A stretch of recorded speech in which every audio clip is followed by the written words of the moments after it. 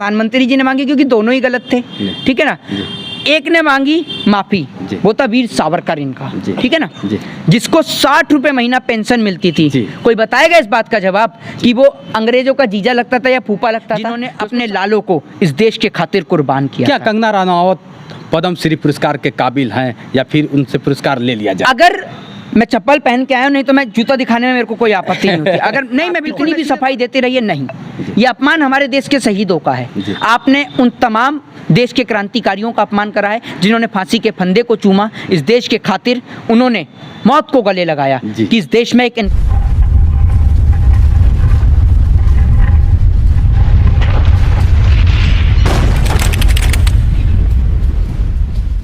पहले तो स्वागत है आपका जोश एक्सप्रेस में मोहित साहब। जी, मैं आपका और आपके तमाम दर्शकों का बहुत बहुत शुक्रिया अदा करता हूं कि आपने मेरा इंटरव्यू लेने के लिए आए। बहुत बहुत शुक्रिया सर आपका, आप नहीं बचते।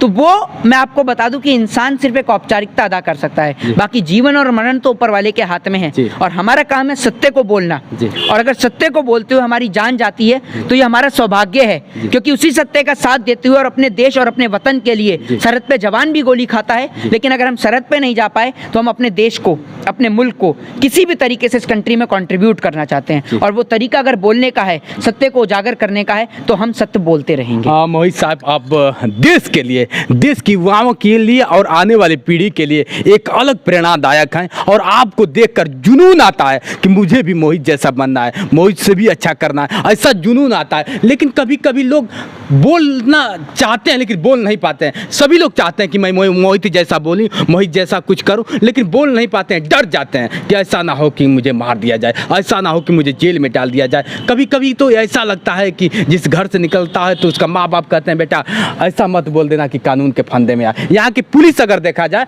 हकीकत अगर देखा जाए तो पुलिस पे हम वार करते हैं तो पुलिस सीधा, अगर देखा जाए तो गुंडा समझ में आती है। आपको क्या लगता है? देखिए, पुलिस की अगर आप बात करें तो आप गोरखपुर देख लीजिए, यूपी के अंदर तो जो यूपी के मुख्यमंत्री हैं जी, हमारा देश आज हम कैसे लोगों के हाथ में सत्ता की काबिज दे चुके हैं जी।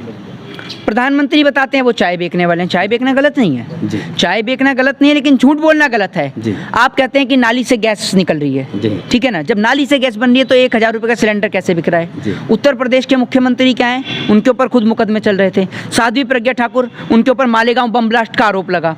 देश के गृह मंत्री तड़ीपार जी। तो हम कैसे लोगों को राजनीति के अंदर देखना पसंद करें, इस प्रकार के लोगों को? बेरोजगारी जाएगी कैसे? कह तो देते हैं कि मतलब पहले सरकार जाए, उसी के बाद, पहले बीजेपी सरकार जाएगी, उसी के बाद बेरोजगारी। और मैं कहना चाहूंगा कि इस देश में कोई भी सत्ता, कोई भी पार्टी कुर्सी पे काबिज हो जाए, वो अब कुछ समय तक इस देश को नहीं संभाल पाएगी, क्योंकि देश की इकोनॉमी बहुत खराब हो चुकी है। आप भले ही चाटुकारिता करें, आप सत्ता की दलाली करें, आप भारतीय जनता पार्टी का पट्टा पहन के घूमें, हमें कोई उससे परेशानी नहीं है, क्योंकि इस देश के अंदर अटल बिहारी वाजपेयी जी जैसे नेता भी रहे हैं जी। अटल बिहारी वाजपेयी जी की अगर एक मैं किस्सा पढ़ता हूँ तो मेरे को याद आता है साउथ एवेन्यू का जी। जिस टाइम पे अटल बिहारी वाजपेयी जी प्रधानमंत्री बने थे तो वहाँ पर नेहरू जी की एक मूर्ति लगी करती थी, जो वो हमेशा पहले भी देखा करते थे। लेकिन जब अटल बिहारी वाजपेयी जी प्रधानमंत्री बनते हैं और वो जब साउथ एवेन्यू में आते हैं तो उनको मूर्ति नज़र नहीं आती है। तो वाजपेयी जी सीधा प्रश्न करते हैं और देखते हैं गार्ड की ओर कि वो जो मूर्ति लगती थी वो कहाँ है। तो जब वो सब लोग समझ जाते हैं तो जब वाजपेयी जी अंदर से बाहर निकल के आते हैं तो मूर्ति वापस वहाँ लटकी आती है। तो मतलब वहाँ पर जो राजनीति हुआ करती थी वो देश के डेवलपमेंट की राजनीति थी, देश को लड़ाने की राजनीति नहीं थी। आज अगर आप सोचते हैं कि हिंदू को मुस्लिम से लड़ाकर, मुस्लिम को सिख से लड़ाकर और सिख को ईसाई से लड़ाकर अगर आप इस देश को तरक्की करा सकते हैं तो मेरे ख्याल से हम लोगों का खून बहाना जायज़ है। लेकिन अगर खून बहाने से देश तरक्की नहीं करता तो हम ये खून क्यों बहा रहे हैं?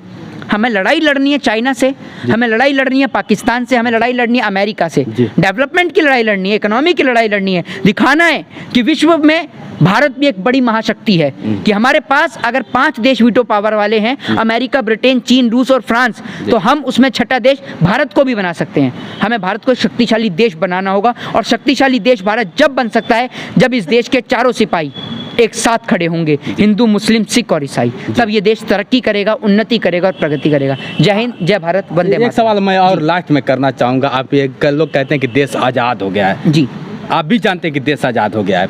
और इसी में कंगना रनावत जो कि पद्म श्री से पुरस्कार से उनको सम्मानित किया गया था, वो कहीं कि 2014 से देश आज़ाद हुआ। देखिए, कंगना रनावत को एक बात आप सीधे तौर पे बता दीजिए कि जब आपके माफी वीर सावरकर जी ऐसे दोनों हाथ जोड़ के माफी मांग रहे थे ना, जैसे कल प्रधानमंत्री जी ने माफी मांगी, माफी का ट्रेंड बहुत पुराना है भैया। माफी का ट्रेंड अंग्रेजों से चलता आ रहा है। अंग्रेजों के समय में सावरकर ने मांगी जी। और मौजूदा हिंदुस्तानियों के दौर में प्रधानमंत्री जी ने मांगी, क्योंकि दोनों ही गलत थे। ठीक है ना। एक ने मांगी माफी, वो था वीर सावरकर इनका। ठीक है ना। जिसको 60 रुपए महीना पेंशन मिलती थी। कोई बताएगा इस बात का जवाब कि वो अंग्रेजों का जीजा लगता था या फूफा लगता था जो उसको 60 रुपए महीना पेंशन मिलती थी, और किसी को तो नहीं मिलती थी भैया। तो उसने माफी मांगी, अंग्रेजों की दलाली करी, अंग्रेजों की चाटुकारिता करी। और कंगना रनावत को समझा दीजिए आप इस बात को लेकर कि जो वो बोल रही है ना कि आजादी भीख में मिली है, भीख में कुछ नहीं मिलता। भीख में कुछ नहीं मिलता। आजादी अंग्रेजों की छाती पे पांव रख के, उनके सीने पे पैर रख के छीनी गई थी, और तब इस देश से अंग्रेजों को खदेड़ा गया था। और आपने उन तमाम माओं का अपमान किया है जिन्होंने अपने लालों को इस देश के खातिर कुर्बान किया। क्या कंगना रनावत पद्म श्री पुरस्कार के काबिल हैं, या फिर उनसे पुरस्कार ले लिया जाए? अगर मैं चप्पल पहन के आया हूं, नहीं तो मैं जूता दिखाने में मेरे को कोई आपत्ति नहीं होती। अगर नहीं, मैं बिल्कुल मैं सीधे तौर पे कहता हूं, मैं खुलेआम जी।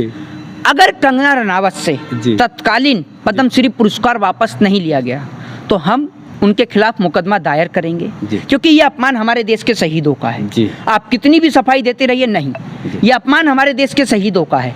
आपने उन तमाम देश के क्रांतिकारियों का अपमान करा है जिन्होंने फांसी के फंदे को चूमा, इस देश के खातिर उन्होंने मौत को गले लगाया कि इस देश में एक इनकलाब की चिंगारी जागे। और आपने उन क्रांतिकारियों का अपमान किया है, तो हम ऐसे लोगों को हरगिज माफ नहीं कर सकते। और अगर कोई मेंटल हॉस्पिटल का सर्टिफिकेट बने तो वो कंगना रनावत को जरूर थमाया जाना चाहिए। कंगना रनावत और भारतीय जनता पार्टी के नेता पता नहीं कौन सा सूखा नशा करके बैठते हैं, मुझे तो कुछ समझ में नहीं आता। और आपको एक बात बता दूं, ये बात कर रही हैं लोगों को आज़ादी की। क्या जानती हैं आज़ादी के बारे में? क्या जानती हैं ये? 1857 की विद्रोह क्रांति शुरू हुई थी मंगल पांडे के नेतृत्व में। किसने किया? बहादुर शाह जफर ने। और किसके लिए? रानी लक्ष्मीबाई के लिए। ठीक है ना। आप रानी लक्ष्मीबाई का रोल अदा करती हैं, और दूसरी ओर आप रानी लक्ष्मीबाई के जो उस लोगों का नेतृत्व था देश की आज़ादी में, आप उसको एकदम झूठा ठहरा देती हैं कि आज़ादी भीख में मिली थी। अरे भैया, आज़ादी भीख में नहीं, असल में आपको ये समझिए कि आपको ये आज़ादी मिली तभी आप बोल पा रही हैं।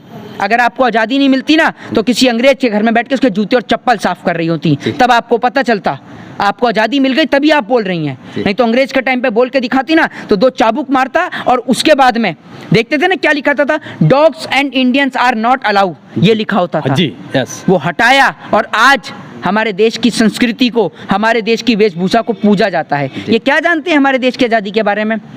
लोग पढ़ते हैं बायोग्राफी ऑफ भगत सिंह, लोग पढ़ते हैं बायोग्राफी ऑफ शहीद भगत सिंह, चंद्रशेखर आज़ाद, इनके बारे में पढ़ते हैं, और लोगों को पढ़ना भी चाहिए। सर, हमारे जैसे और ना जाने कितने आप तो बड़े बड़े चैनलों पे आते हैं, लेकिन आज हमारे चैनल पे आके आपको कैसा एहसास हुआ? देखिए, मेरे को आज बहुत अच्छा लग रहा है कि आप जैसे पत्रकार जो एक देश के लिए एक बहुत बड़ा हौसला है, मैं आज देश के लोगों से निवेदन करूँगा कि ऐसे पत्रकारों को सपोर्ट किया जाए, समर्थन किया जाए। और इंसान के हाथ या पैर, उसके अंग कोई काम नहीं, ये समझ लीजिए इंसान के अंदर एक जज्बा होना चाहिए कुछ करने का, और वो जज्बा आपके पास है।